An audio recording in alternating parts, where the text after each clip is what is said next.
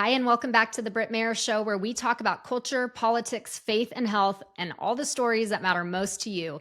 And today I am thrilled to welcome Candace Cameron Bure, a beloved actress, producer, and champion of wholesome, family friendly entertainment. You probably know her from her iconic role on Full House and now to her inspiring work with Great American Family. Candace has become a beacon of light in an industry that often feels very dark. And in this episode, we're going to explore her passion for creating content that is rooted in faith, how she navigates Hollywood's challenges and standards while staying true to her Christian values, and practical ways for families to embrace storytelling and family that honors God. This conversation covers so much. We get into body image, we talk about the aftermath of Charlie Kirk, and we really root into the story of being moms in this world that can seem very overwhelming. And she makes it just seem so practical. So I am so thankful for this conversation. I think you're going to really enjoy it.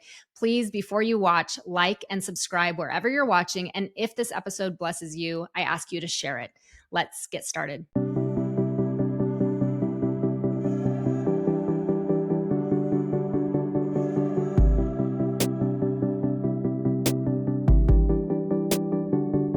As someone who is super, super picky about all of my health choices, what goes inside and on my body, and I research every single detail, I can tell you that I am obsessed with We Heart Nutrition's supplements. My husband and I have used them for a couple years, absolutely love what we see. I love the people behind the company.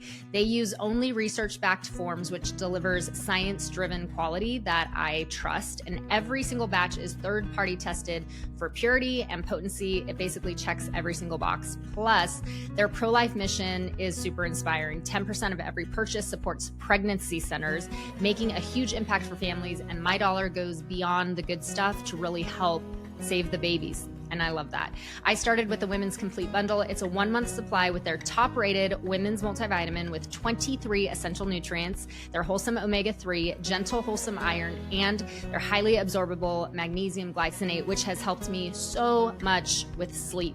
So use code ROOTEDWINGS to save on your first order at weheartnutrition.com, code ROOTEDWINGS. Thank you so much for joining us. I have been really, really excited for this conversation. Oh, thanks. I'm really happy to be on. I really love following you on socials and listening to you and just appreciate your voice so very much. Well, right back at you. We're just going to dive right in because you are busy. You have all the things going on, including your daughter just got married just last week. That's a big deal. Congratulations. Thank you. It was so wonderful. It's been like this whirlwind journey. They got engaged in April and we kept a really big secret because I loved that my daughter Natasha and her husband Bradley wanted to keep it private just for themselves and very close friends and family, and not publicize it on social media until after the wedding. That's a And huge surprise, especially in the world of social media where everyone's waking second.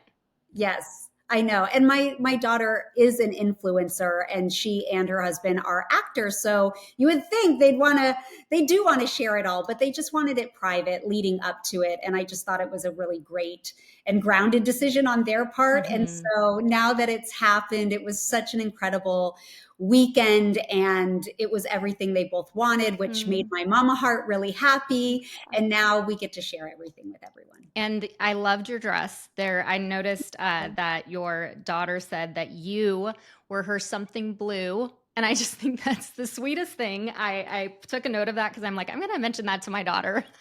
She's got some years to go, but I love that you were her something blue. I just think that's so sweet.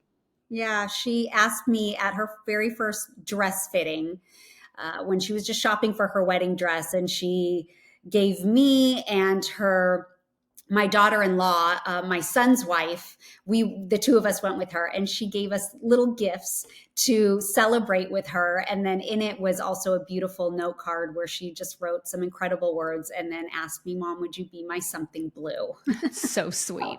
It was really sweet. I've never seen that before. I was like, on the high school blue dress. I know, it was so a sweet, really sweet. Well, how did you go through the week, everything leading up to her beautiful wedding and what's supposed to be such a milestone moment where that is all you focus on? Everything else is in the background. It's only about the wedding and your daughter. But really sadly, that came right after Charlie Kirk's assassination. Mhm. How was just walk us through that. How did you walk through the high and that total Yeah. low while the world was mourning?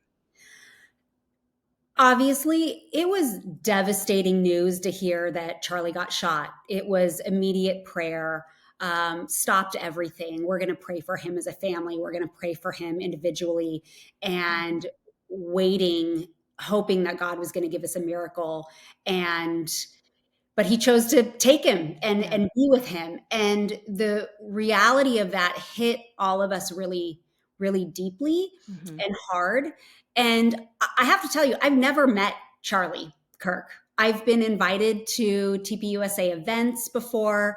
I know a lot of people within the organization, but I've never met Charlie before, and I've never grieved someone's death that I've never met before Mhm. in the way that I did for Charlie, because he represented something for so many of us. He Yeah. was so courageous and loved Mhm. God so much. And he was such an incredible, powerful influence on the younger generation. And that's Mhm. how I learned of Charlie. I had followed Charlie for probably about 5 years, and it was because of my kids. Mm. They were saying, "Oh, did you hear what Charlie said?" I said, "Who's Charlie? Like, Yeah. is he your friend from school, or who's Charlie?" Yeah. And so, I think like a good parent would do, whoever my kids are interested in, whoever's influencing them, whoever they're listening to, I want to know, and I want to Mhm. start listening too, whether I think that's a good influence, a positive one, or a negative one. Mhm. So when I first heard his name, I'm like, oh, I don't know who that is. And I'm like, but if you're following him, I'm going to follow him because I want to know what he's saying to you and how he's influencing. And so, anyway, I was a long admirer of his courage and boldness in faith, and just how he could yield a conversation and navigate Yeah. through so many. And so, it, it, I mean, it's devastating. It's Yeah. absolutely devastating. And so, to then reconcile such tragedy, and an entire world is mourning, Mhm. with going into the happiest season for Yes. my daughter and our family and her Yeah. husband and their family. It just was this weird mix of emotions, and yet God gives us those emotions. You're allowed to have them at the same time, but it's very hard to reconcile them because they are on the opposite spectrum of Mhm. feeling. Mhm. So, I know that there was a moment that even my daughter was like, how am I supposed to celebrate my Yeah. day? Not in a selfish way, going, I don't know how to be happy right now. Mm. Like, this is the best day of my life, and yet I'm so grieved. Right. And I said, we take it one day at a time, baby. We take it one breath at a time and one prayer at a time. And it's okay to feel all of the feelings all at the same time. We can be happy and we can grieve and be in a state of mourning at the same time. Like, it's okay. Mhm. Mhm. Um, and, you just kind of work through the conversations, and time heals a lot of things. And of course, when you get to the day of the event, it's kind of like, you let everything else go, and you become present in the Yeah. moment, and you celebrate, and you do Yes. what you have planned to do. I think that's actually really good advice for moms who are listening. Just I've been encouraging my audience, and I'm sure you've seen, is just to check in on your kids, check in on how they're doing. We are a week out, we are just over a week out. Really check in on your kids, because my kids are younger than yours, but man, they loved Charlie Kirk. And so I've had to remind myself, check in on them, like, hey, how are you doing? I know you're hearing lots of chatter and talk, and it's very sad. And I want to make sure that we walk through the valley into green pastures in a very healthy way with our kids, so that there's nothing that they internalize, that comes back to the surface later. So I think that that's really good advice, just to enter into that conversation. And I like the idea of opposing emotions are okay. Like, you don't have to just say, I refuse to feel sad, I'm only going to be happy. It's okay to feel both, and then to navigate that. And at times you feel really joyful, and you can, and there's so much glory in his sacrifice. And then at times you can feel really sad and just break down crying. Like I Mhm. saw this meme video. I posted it today. I think it's behind the stage at a basketball game, like a big basketball game. And the coach comes in and he's like this. And then all the players are like, wow, like they're so excited. Like the coach has entered the room. It must have been after some big victory. And the meme line said, it's all the saints rejoicing when Charlie arrived. And I Mm, just lost it. And I was like, what? I thought I was through the memorial service, right? Like I've had pastors on to talk through this, and I thought the tears were gone, but then it just hit me. And so I allowed myself to sit there and be sad, and also to glory in the fact that he is in a place so much more beautiful, and yeah, it's what he worked for, you yeah, know.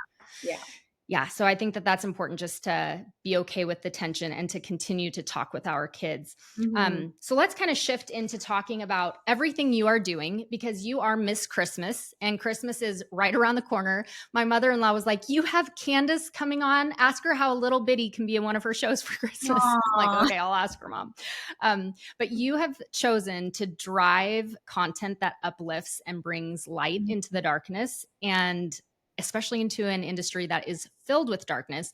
Why did you decide to do that? What was it that motivated you to really take a step of courage and to say, I'm going to be the light in this dark industry?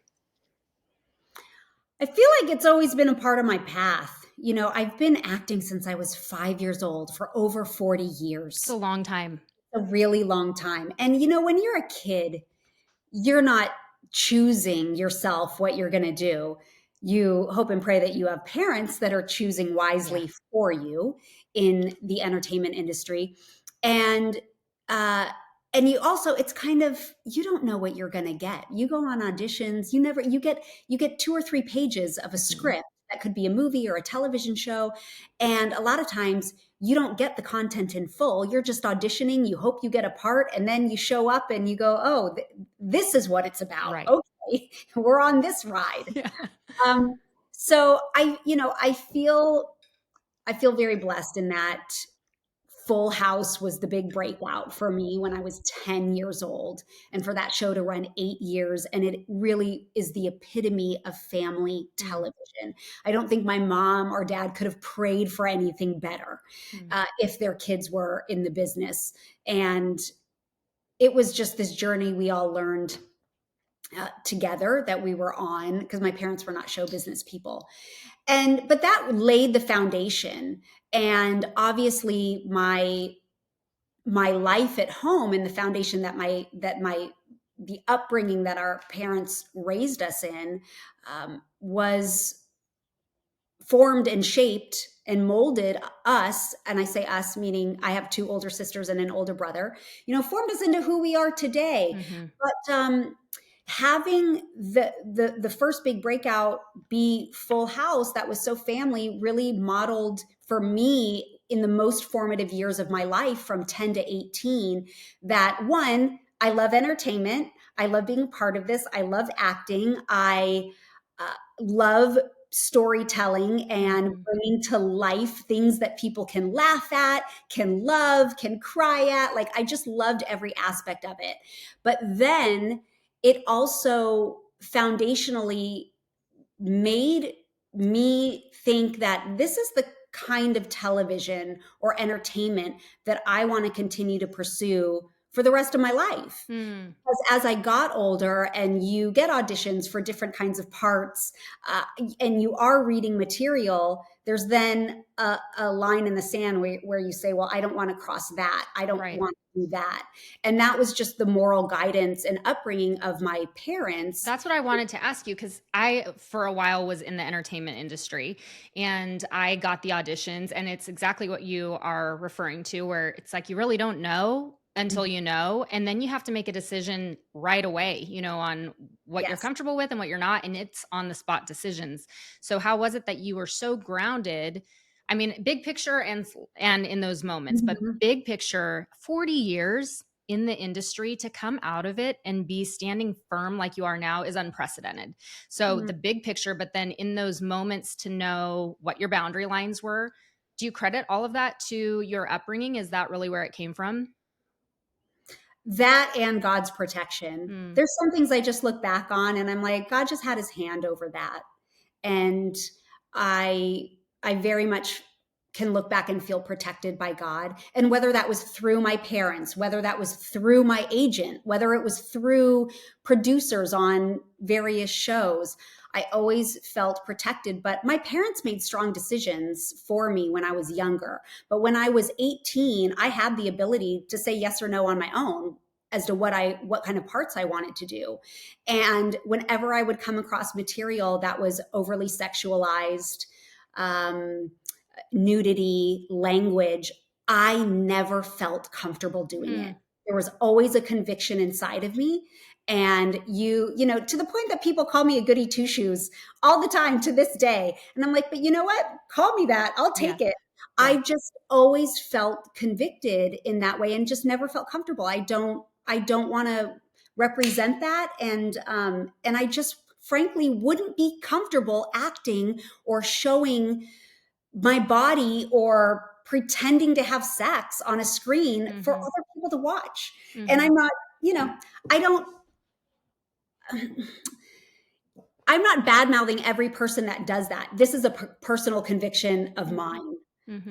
And so it was, well, and it's rooted in your faith. It's rooted in your faith too. And I think that ties into your decision to part ways with Hallmark. Is that correct? That you parted ways and shifted into creating what you're building now? Would that be the appropriate way to phrase your decision just a few years back? Yeah, there's definitely some misinformation out there as to my parting ways with Hallmark. But ultimately, I wanted to lean more into faith content because I realized that our life is fleeting. It's but a vapor. We don't know how much longer we have on this earth. And the older I get, the older my kids get, I'm like, I just want to do things that matter. And even though I am so proud of the Hallmark movies I have done, and I love them, they've never been faith forward. They've never had faith content. They've always been family friendly.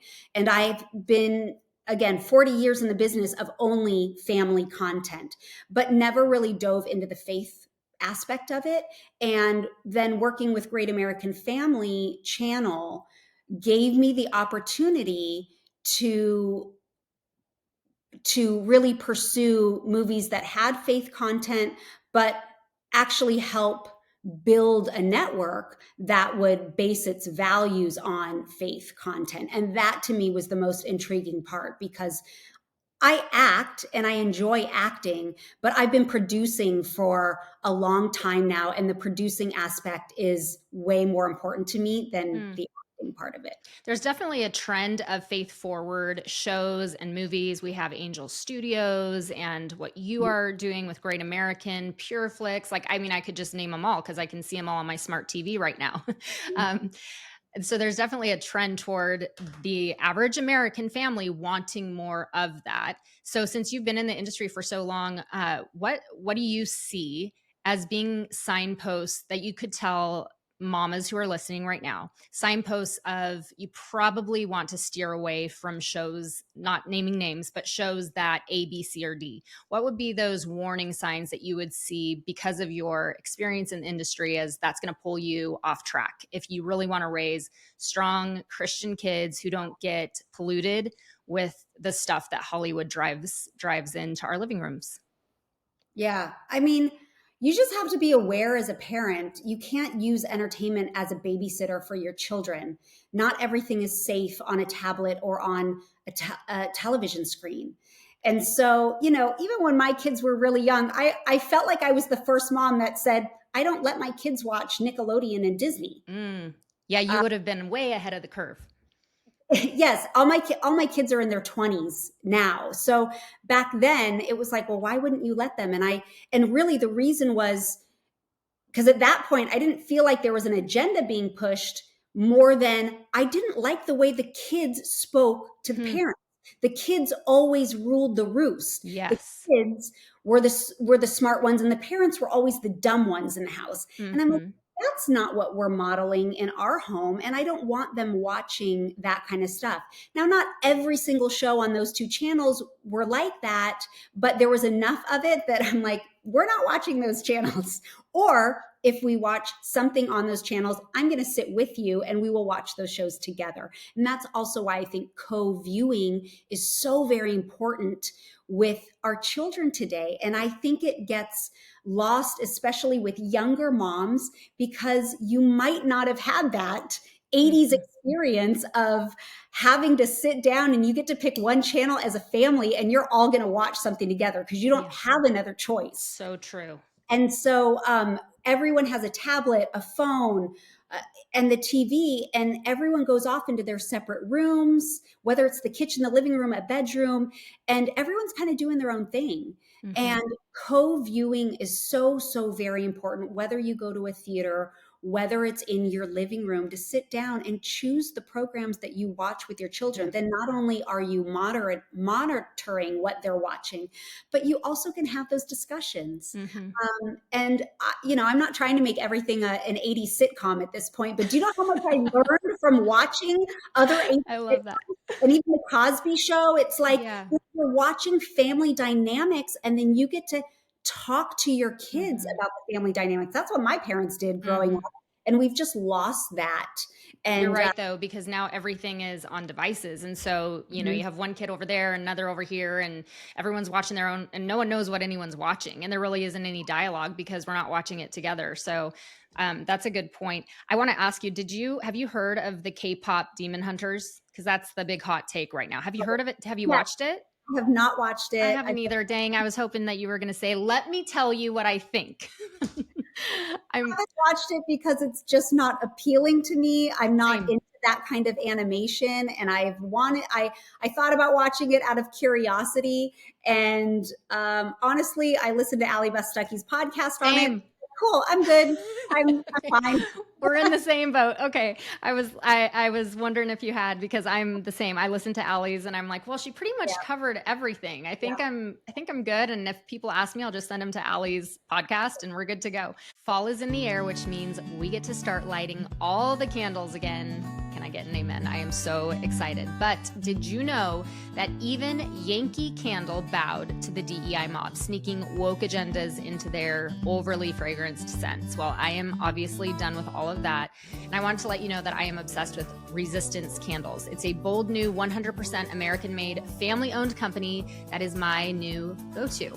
It's rooted in faith, family, and freedom. They celebrate our founding fathers with scents that are reminiscent of America's history, and they are so cute. I'm obsessed. No woke agendas. They honor our roots, not DEI trends. They are clean and safe, so you can forget about all those headache-inducing soy candles that are full of GMOs. I get compliments anytime people come over to my house and I'm burning their candles. Perfect for gifting or for your own patriotic home. So grab yours at resistancecandles.com. Use code ROOTEDWINGS. That's resistancecandles.com, code ROOTEDWINGS. Going on to like a little bit more of a serious topic with your experience in the industry, there was an article that just recently surfaced about body shaming comments that came at you after you posted a swimsuit photo on Instagram. I didn't see it. I think you took it down before I saw it, but I saw all the articles and I got sent all of the things about it. But you had said, I believe, that you chose to delete it to protect your mental health. And so in an industry that is so fixated on how we look and having to remain young forever and having to be perfect and not even look human anymore, it's like we have to look like perfect character. I don't know. It's very weighty in that industry of having to be a certain standard that's constantly moving and evolving all the time, at all times. And you can never be caught off guard from that standard. And I think it does connect to our audience because we have so many women in this audience who they feel that too, this like eternal seeking standard of having to be this mark of perfection in our culture. So I just love to open up the floor for you to talk about body image from a Christian perspective. Yeah, I would love to. But first I want to say, I never want these things to become headlines. I'm sure you don't. I very quietly removed it. And then someone just asked me, did you remove that? And I answered them, yes, I did. But it became a news headline. I'm like, guys, this is not newsworthy. Yes. However, the conversation of body image is Yeah. newsworthy because there's so much out there that has shaped the view of ourselves and our body image over the years because of cultural standards. Mm-hmm. And we are talking all about this on my podcast this season. I have Lisa Whittle, who is an incredible Bible teacher, and we are going through her brand new Bible study called Body and Soul. Love And it. it's about whole body theology. And so, even as a Christian for so many years, I could understand the scriptures. I could look to God and the scriptures for so many aspects of my life, pray about it, do all the things that I know to do, and come to Him, ask Him to even release me of Mm-hmm. how I view my own body. And yet, has been a stronghold in my life of how there's a disconnect as to how God views me and how I view and treat myself in terms of my own body. Mm-hmm. I don't mean to mumble all of that Well, language. I think a lot of like I connect to that. I think it's just ingrained in us as women. Like there's a comparison spirit, and it's like I'm not comparing myself to you, but there's a standard that we're chasing. So you're what you just said about mumbling. You're really not, because I think we all feel that as women. Yeah. Well, yes, I do too. And so we have done a deep dive. The season is 16 weeks long, and we're talking about whole body theology. And it truly is my most Mm. vulnerable podcast season. I share all the things and the feelings from a Christian point of view, but from a human point of view. Mm-hmm. Like, I know what God says, but sometimes it just doesn't relate to the Right. other side of my brain, and it doesn't connect, and I can't see myself how God sees me. And so this study has been so eye-opening, so healing, Mm-hmm. so informative, and creates really great dialogue Mm-hmm. amongst trusted friends. Mm.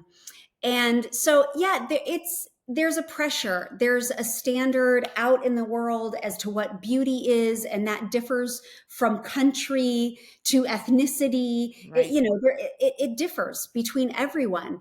But I find myself in the entertainment industry, which I love, and I'm here, and so you kind of get thick skin about what people say and do. But listen, I'm going to be 50 years old next year, and while I feel pretty darn good about myself in terms of, because I put in a lot of effort to exercise and Mm-hmm. eat healthy and do all the things, it's still a struggle to Yeah. age as naturally as possible in front of a lot of people who Mm-hmm. want to mouth off and tell you how they really feel about your appearance, and they use that very thing, the little trolls and the bots in Mm-hmm. Instagram.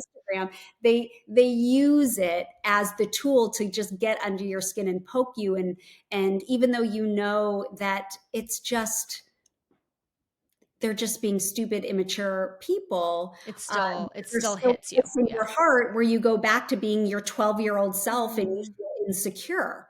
Yes. And so, anyway, that's what we're talking about. What have you in that talk that you've been doing? And I didn't even know that you were doing this podcast. So that's awesome. And I'll make sure to link it below for everyone so they can tune in, because I think that's very, very important for us and our daughters to hear, is that whole body theology, that we aren't separate. We're just spiritual beings that float off. And so the physical means absolutely nothing, but we are a comprehensive whole person that God designed that way: mind, body, soul, spirit, like the whole package, the whole thing. And so connecting it all, but from a biblical perspective, what have been some of your key takeaways? And I know it's still ongoing, but just that you could share with this audience who's like, yeah, I don't feel really great about myself, or I do feel like, gosh, every time summer comes along, I'm dreading it because it means I'm going to be in a swimsuit because I want to be playing with my kids, or Yeah. I hate posting on Instagram because I know the comments are going to come, or I just don't feel good about myself because I'm not that standard. What encouragement would you have for so many women who I know it because I hear it. It really is such a struggle among women. Yeah. I share this story. You can find it on my socials because I shared it on the podcast, and it went viral. It was very powerful. But there's a story in the Bible, in the book of Numbers, Mm. of when the donkey opens its mouth and speaks. And some people, if you don't know the Bible, you'll be like, "What? That's Yeah. in the Bible? That's crazy!" And it is crazy. But there's this whole story that God used in a dream for me Mm. that showed me how I was treating my own body. And I woke up from that dream, and it was like, you know, I just got slapped in the face, and I realized for the first time that God so loves me and uniquely created me, and he uniquely created you. There's no one like you. And yet I would continue to verbally abuse myself, talk horribly to myself, tell myself what a loser I am, how awful I look. Mm. All of these things that I would never say to my best friend, I would never say to my children. Yeah. And yet I could look in the mirror and so easily spout those things off about myself. Hmm. And God said, "What are you doing?" If you read that story in the book of Numbers, with the donkey, I, it was like my body talked back to me and said, "Candace, I've given you everything you ask for. I carry you every day with the Mm. legs that you have. You're able to carry your babies because of the body that God created. You can feed yourself. You can do that. You can run your podcast. You can make movies, all because you have this physical body that allows you to do all these things. And yet you treat it terribly Mm. in the way that you emotionally abuse it." And that story for me, that dream for me, allowed me to repent Mm. of the way I've talked to myself, and then dive deeper into, how does God see me? Who am I in the eyes of God? And all of the things that I feel about myself, what really matters? What is pure vanity? What is pure emotional feelings? Can I have that and reconcile that? But at the end of the day, like, what does this mean within my relationship with God? Hmm. And that has been the most important part. That would be what I would desire for people to dive deeper in Mhm. and grow, because God loves you no matter. I know these words sound so universal and maybe even fluffy at the surface, but with the deepest, most sincerity that I can say this, God loves you no matter what size you are, no matter the number on the scale, no matter what your hair color is or your eye color is, no matter what clothes you have on. God has created us so uniquely from the inside out. Our purpose is to glorify Mhm. Him. The Mhm. ways in which we get to do that are Mm. different depending upon our talents that God gives us. But it's, it's a mindset meant, it's a whole mindset that you have to have. There's a whole, Lisa Whittle calls it a whole body theology. You can't think about the physical self without thinking about the mind and the soul. Mhm. And I think a lot of us miss that, and I think the church has really missed Yes. that Yes. over the years, and we Mhm. don't talk about that a lot. Mhm. I think that's so beautiful, and it is such a good reminder that Christ comes and he dies for us as whole people. It's not just as little spirits that float away, and he's created us intentionally. Like the Bible says that he knit us together fearfully and wonderfully in our mother's wombs. From beginning Mhm. of time, he knew who we were, down to like the number of hairs on our head that fall out when we're in I know. postpartum and don't ever want to come back. That he knows us that intimately. And that's talking about our physical, that there is a very physical sense of design that's intentional by God. And I think that if we can remember that, it's almost like resetting outside of culture's Mhm. standard, and saying it's a constant reminder of, I am designed in a good and beautiful way by a creator who designed me this way. Yeah. And culture can say what culture wants to say, but I'm going to rest in the loving arms of my God who made me this way, down to every little imperfection, right? It's good because he made me this way. So I think that that's I mean, I was crying when you were sharing that. It's so good. Tell us about what you are up to right now with I know your podcast, you're doing this. It sounds great. I'm excited to tune into that. But everything you're working on in entertainment right now and what we can expect for Christmas time. Are there any little secrets you can share with us as you're working on everything? Yes, I would love to. So I have two Christmas movies that will be out this year, and one of them I can talk about.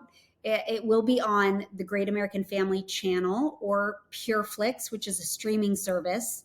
And there's another way to watch it in case you don't get that in your area. There's GFam Plus, which you can stream the channel live. And one of those Christmas movies is called Timeless Tidings of Joy. And it co-stars my daughter, Natasha Bure. Oh, how fun. And we had a really wonderful time doing this movie. And it is, I travel back in time to 1945. So fun. The majority of the movie is in 1945. And my daughter, Natasha, actually plays my grandmother in the movie as a young woman. And I get to understand her journey in life and why she was the way she was by seeing her journey as a young woman. And I can't yet share the other Christmas movie with you yet, but I do have those two. And what else do I have?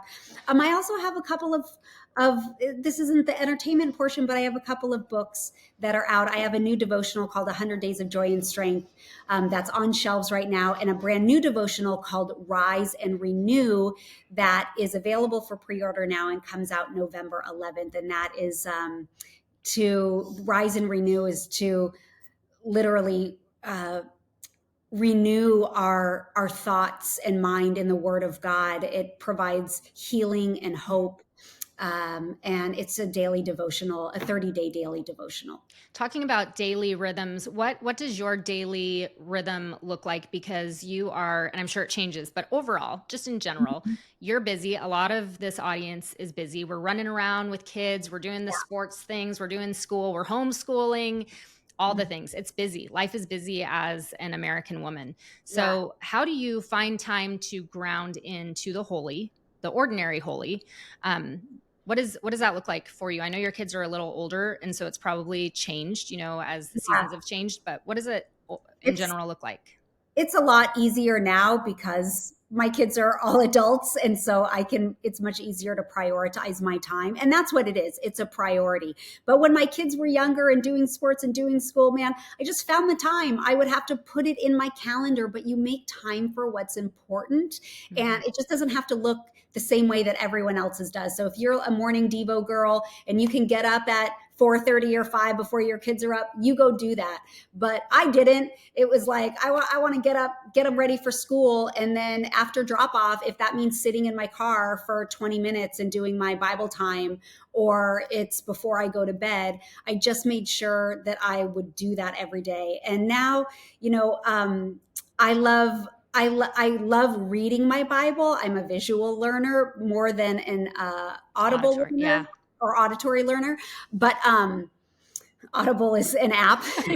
That's my best friend right now. I'll tell you what, I'm in the season where I need the Audible. That's how I do life right now. So I'm listening this year. I have listened to the Bible a lot more than physically read it.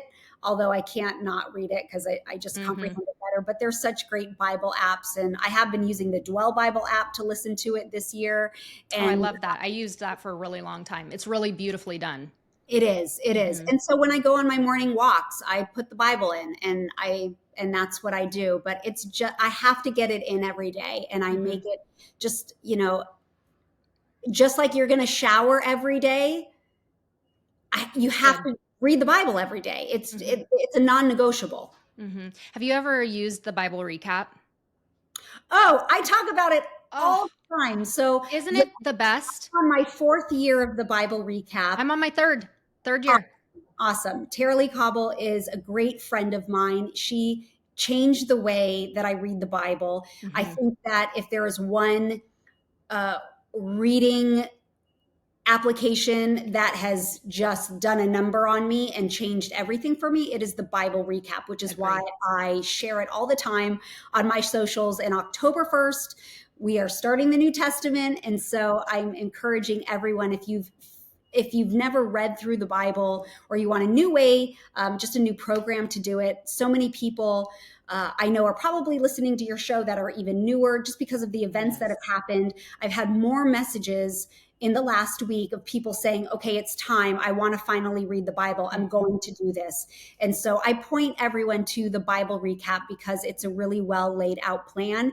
And I love how she breaks down the Bible in a 7 to 9 minute podcast. And she's Mhm. funny and entertaining too. And she is so smart. She's So so much. wise. I Yes. love how, like, that's why I'm on my third time with her, because I have been like a cradle Christian, not cradle Catholic. I'm a cradle Protestant, Mhm. but my whole life. And so I was always exposed to the Bible. But when I started a few years ago going through Bible recap with Tara Lee Cobble, I was amazed. I'm like, how did I not know this? I've been a Christian my whole life. How did I not know all these connections? We call them whispers in my family, whispers from the Old Testament, whispering about Jesus, and the Yeah. Christophanies in the Old Testament Yes. and the fulfillment in the New Testament and all Yeah. of that. And she goes to Israel a lot. So she talks about on the ground, what it's like. So she brings so much texture and color to the Bible. And it is very helpful. I'm so glad you said that for people who are just now, because of everything going on, they're like, where do I start? I get so many DMs right now. Mhm. Where do I start? And I have been pointing them to John and the Bible recap because I'm Yeah. like, it's, Great. you need something or someone that can kind of hold your hand so you're not just Yeah. doing this and being like, Flipping what? through and going, God, give Yeah. me today. That was me first. Where you're like Genesis and you're going through, all the stories of, yeah, it's like, it's good to have someone who can actually guide you through what the Bible actually Mhm. means and brings it to full, I don't know, not to life because the Bible is alive, but just makes it more Well, understandable. she gives you so much context that Yes. isn't that you wouldn't know unless you were studying the Greek or the Hebrew. Yes.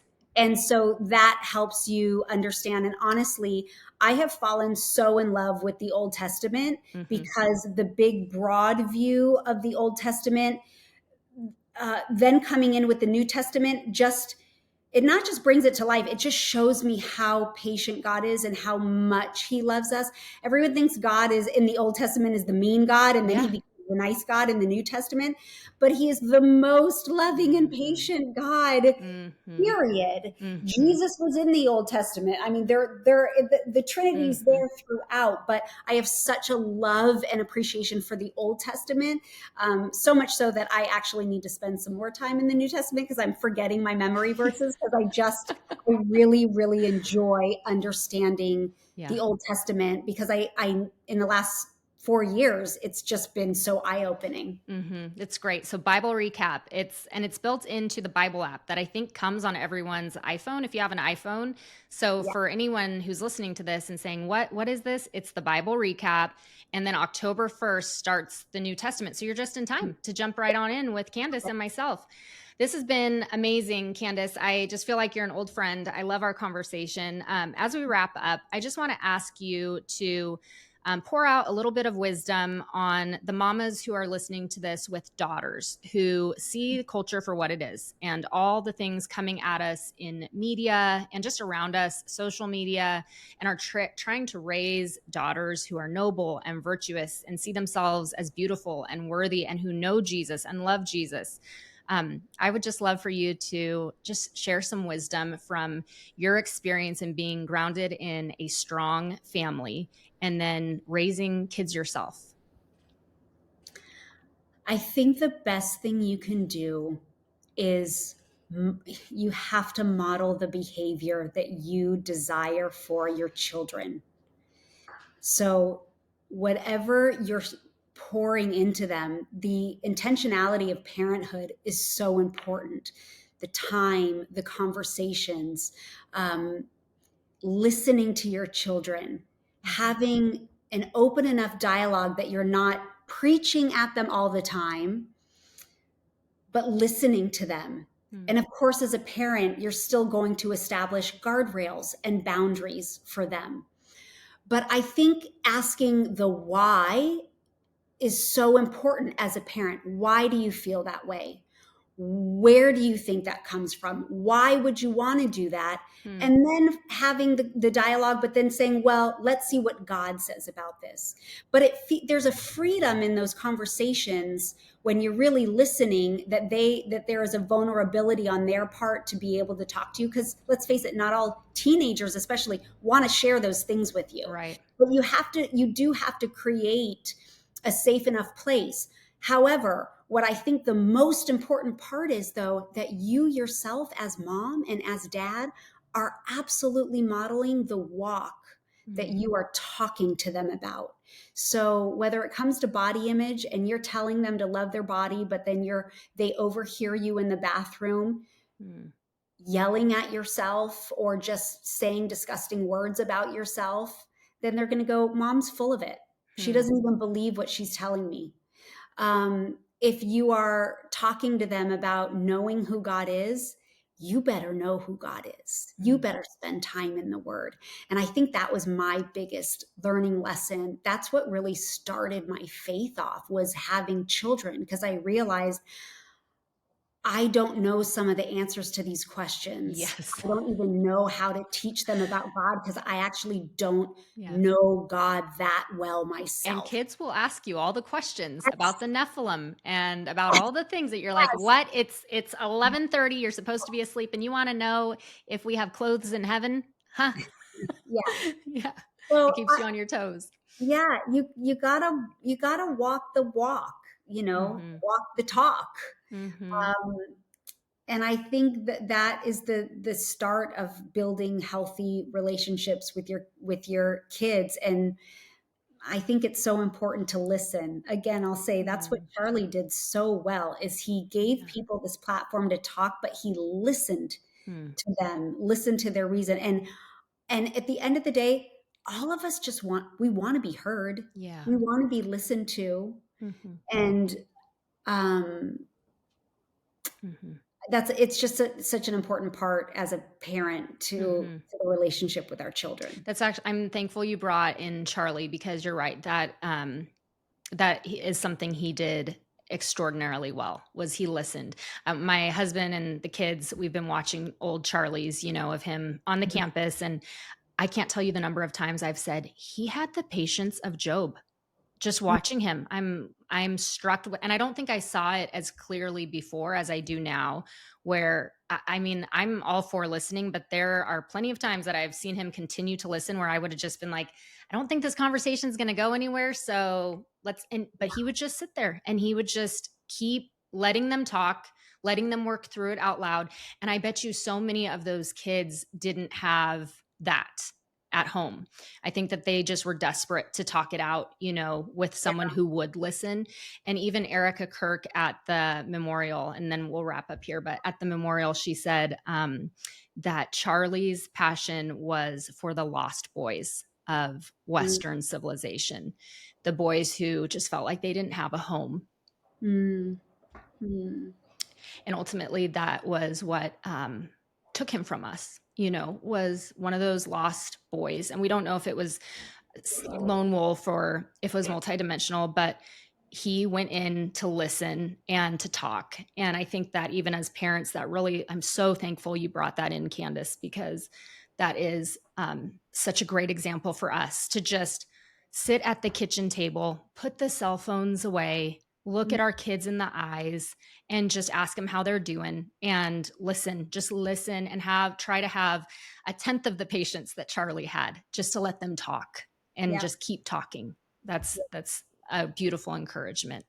Well, I'm just so thankful for you. I'm thankful for this conversation. I love you from afar like a sister, and I'm so glad that you sat with us for all of this. How can people find you and your podcast, especially the Whole Body Theology and the Christmas shows that are coming out and all those things? Well, you can follow me on socials. You can type my name in, or Candace C. Bure, Bure. And my podcast is the Candace Cameron Bure podcast.